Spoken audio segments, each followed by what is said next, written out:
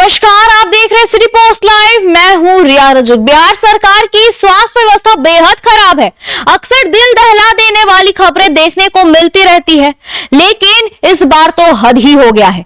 पूर्णिया के जीएमसीएच अस्पताल में एक जिंदा मरीज को ही मृत बताकर उसका पोस्टमार्टम किया जा रहा था, लेकिन समय रहते मरीज ने खुद को जिंदा बताया और फिर उसकी जान बच सकी।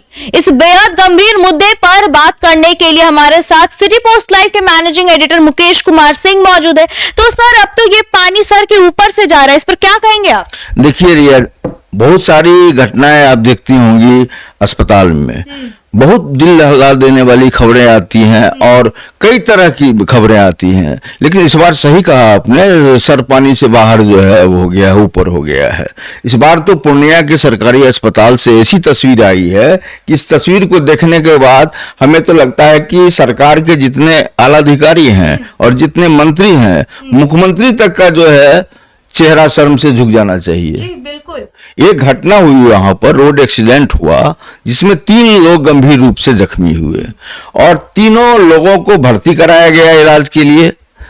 तीनों मरीज का इलाज चल रहा था, लेकिन उसमें से 2 मरीज की मौत हो गई और तीसरे के शरीर में ऐसा कुछ भी नहीं था, ऐसी हरकत नहीं हो रही थी, तो डॉक्टर ने समझा कि यह भी मर गया और तीनों को पोस्टमार्टम के लिए, जो पोस्टमार्टम हाउस होता है, उसके बाहर ले जाया गया। चूंकि वहां पर बारी बारी से तीनों का जो है पोस्टमार्टम करना था, 2 का तो पोस्टमार्टम हो गया। देखिए, भाग्य इसी को कहते हैं। 2 का पोस्टमार्टम हो गया और तीसरा को जब ले जाया गया पोस्टमार्टम करने के लिए, तो वह उठ के बैठ गया और कहने लगा, मैं तो जिंदा हूं, मेरा क्यों कर रहे हो, क्या कर रहे हो, मेरी सर्जरी कर रहे हो क्या? उसको लगा कि उसका ऑपरेशन वगैरह होगा, वो सकपका गया, लेकिन वहां उसका ऑपरेशन नहीं किया जाना था।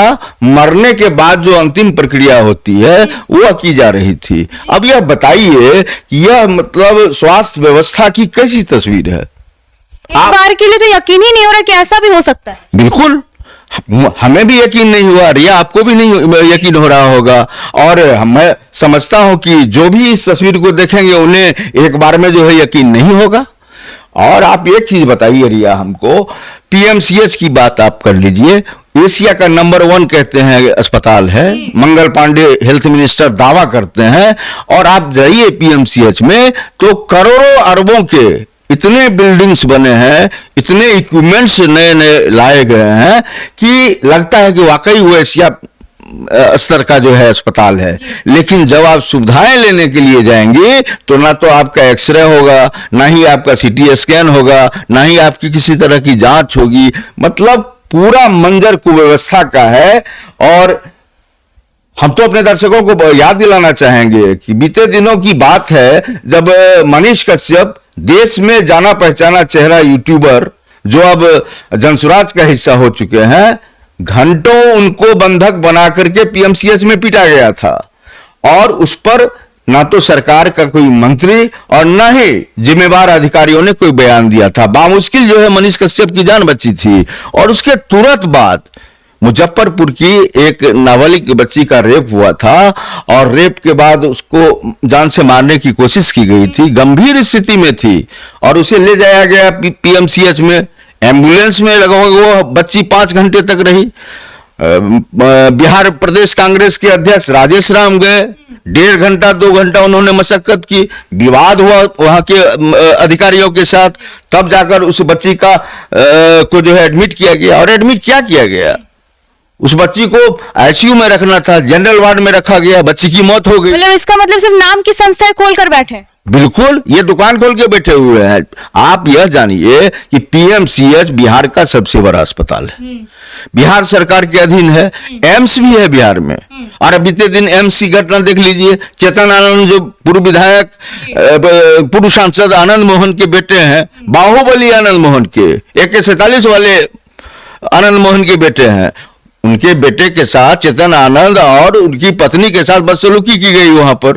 तो बदसलूकी और मरीज के परिजनों की तो लगातार पिटाई हो रही है। डीएमसीएच की बात कीजिए, एसकेएमसीएच मुजफ्फरपुर की बात कीजिए, पीएमसीएच में तो ये रोजमर्रा की बात हो गई है कि मरीज, ना तो मरीज के साथ अच्छा व्यवहार हो रहा है, यानी कि उपचार में भी दिक्कत है, उपचार भी सही तरीके से नहीं हो रहा है, और जो मरीज के परिजन हैं उनकी पिटाई भी हो जा रही है, क्योंकि जितनी संख्या वहां पर डॉक्टर और गार्ड्स की है उससे कम दलाल की नहीं होगी। बिल्कुल दलालों के द्वारा वहां पर सब कुछ किया जाता है रिया जी। और हम सबसे पहले चाहते हैं ये पूरी तस्वीर जो है, जो ये वीडियो है, कि इसमें किस तरीके से जो मरीज के साथ किया जा रहा है, यानी जिंदा मरीज को, पुण्य की बात मैं कर रहा हूं जिस पर हम डिबेट कर रहे हैं। सबसे पहले आप यह पूरा वीडियो देखिए कि लोग क्या कह रहे हैं इस घटना को लेकर के, किस तरह से पोस्टमार्टम जहां पर होना है वहां से उस व्यक्ति को लेके उनके परिजन निकल रहे हैं। ये पूरी तस्वीर को पहले देखिए आप।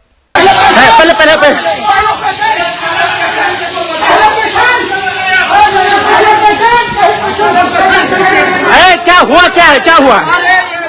श्रीनगर और रोड में झुन्नी बम के पास जो 3 एक्सीडेंट हुआ था, जिसको डॉक्टर ने पोस्टमार्टम रूम तक घुसवा दिया। और जब पोस्टमार्टम रूम में गया तो उसमें से एक जिंदा है और ये इसको मृत्यु घोषित कर दिया था। मृत्यु घोषित करके पोस्टमार्टम का परमिशन भी आ गया, पोस्टमार्टम रूम में भी कर दिए। उसके बाद वहाँ जिंदा पाया गया। और पोस्टमार्टम रूम पे इनका पोस्टमार्टम होने जा रहा था, तो ये कैसे पता चला? पोस्टमार्टम रूम का वीडियो भी आपके पास है, अभी थोड़ी देर पहले लिए। डॉक्टर भी नहीं है, उसका भाग गया। अच्छा, अभी इसको बचाएगा सारा डॉक्टर भागा हुआ। यही है ये वो जंगल राज, इससे भी बड़ा महाजंगल राज। और क्या हो सकता है कि जो जिंदा व्यक्ति को मृत घोषित कर दिया। इलाज करवाओ, कोई नहीं छुओगे, हाथ छोड़ दो, हाथ छोड़ दो। इलाज कीजिए। कोई नहीं कुछ करेगा। पुलिस को फोन करो। कोई कुछ नहीं करेगा। आपने देखा किस तरह से लोगों का हुजूम है, और जो मरा हुआ व्यक्ति समझा गया था, जिसका पोस्टमार्टम किया जाना था, उसको लोग चलते हुए ले जा रहे हैं। इससे बड़ा असर और क्या होगा? चलता हुआ वह मरीज जो है लौट रहा है। अब बताइए, बकरे को आप काटने के लिए जो है पूरी तैयारी कर लिए हैं, ये तो इत्तेफाक है जो है उस पर आपने जो है काटने वाला हथियार नहीं लगाया। बकरा को तो पूरा आपने तैयार कर लिया था फूल माला पहना करके कि अब इसको काटना है। इतना अगर भगवान नहीं चाहते, ये तो मैं चमत्कार कह रहा हूं, ये चमत्कार से कम नहीं है रिया जी। और इसको कुव्यवस्था क्यों कहे? इससे खराब व्यवस्था हो ही नहीं सकती है। ये सिर्फ कुव्यवस्था की बात नहीं है। एक जिंदा मरीज है, उसका आप पोस्टमार्टम करने जा रहे हैं, हद की इंतहा हो गई।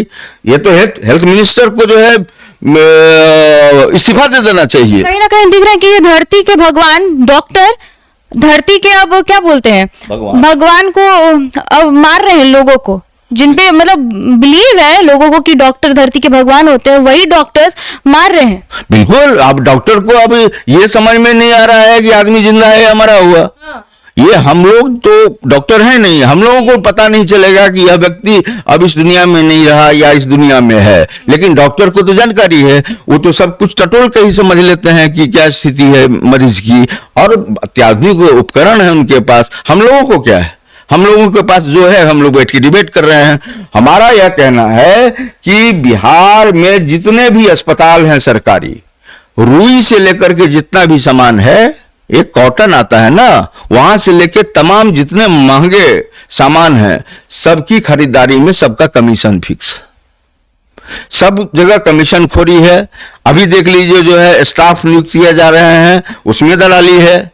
ये सिस्टम को पूरी तरह से जंग लग गया है। इस पूरी तरह से जो सिस्टम लुढ़क सा गया है, तो सिस्टम को कौन जगाएगा? हम लोग तो प्रयास करेंगे ना। तो इस लापरवाही को कैसे रोका जा सके? क्योंकि ये सिर्फ लापरवाही नहीं, गुनाह है कहा जाए तो। बिल्कुल ये गुनाह है, लापरवाही नहीं है। लापरवाही की तो हम चाहेंगे, हम कोशिश करेंगे और सुधार हो जाएगा, लेकिन यह गुनाह है। इसलिए इस गुनाह की सजा मिलनी चाहिए रिया जी, सजा मिलनी चाहिए। हम कहते हैं कि मंडल पांडे जी, आप हेल्थ मिनिस्टर हैं, आप इस घटना को देखिए। ये आपके लिए एक चुनौती है, सूबे के मुखिया नीतीश कुमार के लिए भी चैलेंज है यह। अगर इस तरह से जिंदा मरीज को पोस्टमार्टम हाउस ले जाइएगा और उसका पोस्टमार्टम करिएगा, तो फिर लोग अस्पताल जाने से भागेंगे। लोग वहां इलाज कराने जाते हैं। ठीक है, इलाज के दौरान अगर मृत्यु हो जाती है तो अगर परिजन चाहेंगे तब वो पोस्टमार्टम कराएंगे, और आप तो यहाँ जिंदा मरीज को लेके चले गए उसका पोस्टमार्टम करने के लिए। हम समझते हैं कि बिहार में इस तरह की अगर घटना हो तो ये पूरा बिहार शर्मसार होगा देश के अंदर। ऐसी कुव्यवस्था के लिए सरकार को कड़ा कदम उठाना पड़ेगा।